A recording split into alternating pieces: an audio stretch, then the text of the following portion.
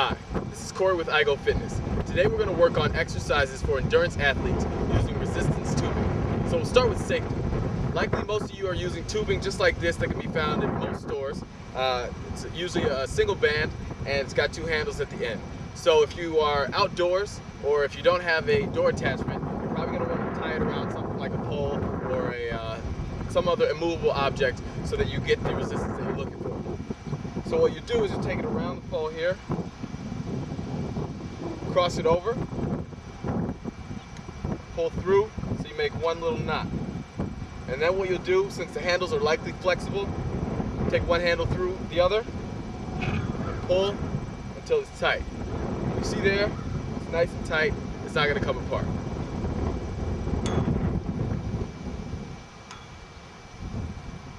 So quick to set up and quick to remove as well.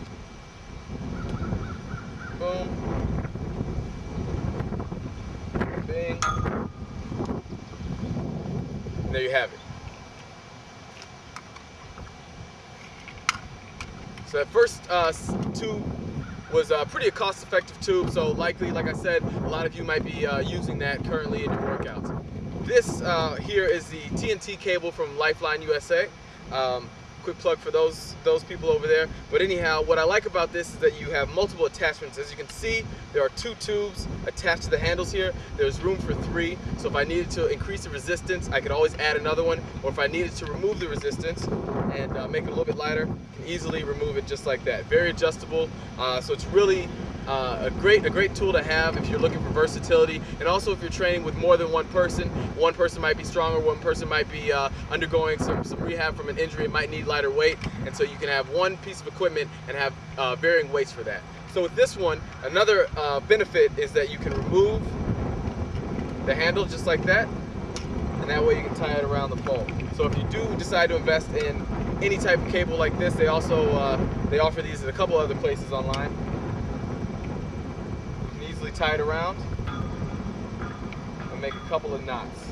So this is what we're going to be using today. So make a knot there. We'll take that through one more time. Oop. So we got that double knotted in here. So make a nice double knot. Now we're nice and safe. As with anything before you exercise, you want to make sure you weight test it to be sure it's not going to go anywhere on you. When considering training for an endurance event, there are a lot of things that are very important, but at the top of the list should be your rest and your stretching and massage or deep tissue release techniques. So what you want to make sure you're doing is that you're getting adequate rest, so making sure that you're not doing anything repetitive on those rest days. So if you're not supposed to run, definitely don't run. You can cross-train, but don't overdo it because you're going to set yourself up for injury. Also, if you're not foam rolling or getting a deep tissue massage and in conjunction with stretching, you're really going to do yourself a disservice and again line yourself up for injury. So be sure to remember that as you embark on that journey into becoming an endurance athlete. So what we're going to do is work on a couple of strength training moves here with resistance tubing. The great thing about it is that it's very versatile, so you can do it at the beginning of your run, you can do it at the end of your run if you're on a time crunch, or you can do it at any sort of other location or other time, depending on what works with your schedule. The things you want to focus on here are core strength and stability and lower body single leg strength and stability. A lot of people make the mistake and think that because they're running, they're working on enough leg strength, but it's really very important to increase that strength in other ways other than just running. So we're going to do a variety of exercises that really target core stabilization, single leg strength, and total body function, as opposed to sort of aesthetics or what you might call the bodybuilder method of training. So the first exercise we're going to do is a single arm press in a split stance. So I'll use the hand closest to you, arm closest to you, so you can see, and pull this up just a little bit. Alright, so I'm going to get into a split stance. I'm going to take my opposite leg forward here. So I'm down in a split squat. So I'm putting a lot of weight on the legs here, working on single leg stability. I'm pressing out and back in. Out and back in. Just like that. We'll just do 30 seconds on each side. I'm going to switch arms to show you what's happening with my trunk here. So there's a little bit of rotation, as you can see in the trunk. I'm trying to prevent rotating too much. So I'm really working on stabilizing, keeping my core nice and straight, eyes straight ahead. In that handstand split stance. We're working on that stability and strength with the legs in that position. So we're getting the upper body and lower body all at the same time.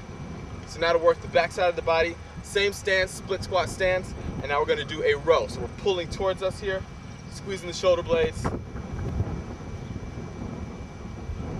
Again, that opposite leg is forward for a little bit of balance and stability, and we're rowing. 30 seconds on each side. So you want to have the opposite leg forward, just like that.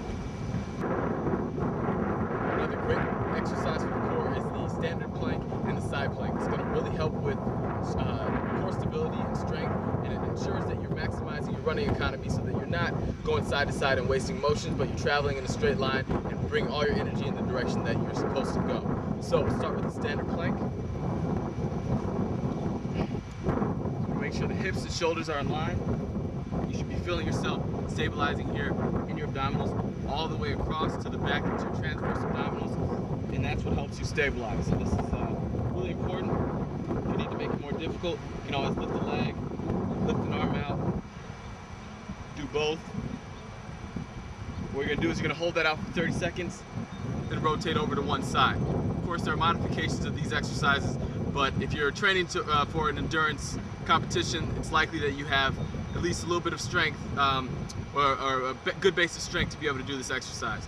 But if you need to modify it for any reason, you can always bring the knees down just like that, or extend one leg out there. So hold that out for 30 seconds, and then you can rotate over and alternate. Now, of course, we want to work the back side of the legs as well. So we've already gotten the quads with the split squat or split stance that we did. So now we're going to work on a single leg anterior reach. This is going to work the glutes and the hamstrings. You're going to stand nice and straight. Imagine there's a rod connecting the back of your head to your heel. And what you're going to do is just reach down for a spot in front of you on the ground. You can grab an object if you need to. Just going to reach down for it and come right back up. If you're just starting out and you need to work on your balance, go ahead and plant that foot. But once you become more advanced, you can reach down and come up without planting your foot. And notice there's a little bend in my knee on the way down and on the way back up. Try and keep that leg nice and straight. Go down and up. And again, you can grab the tubes if you need to make it more difficult. Just grab this one for continuity's sake.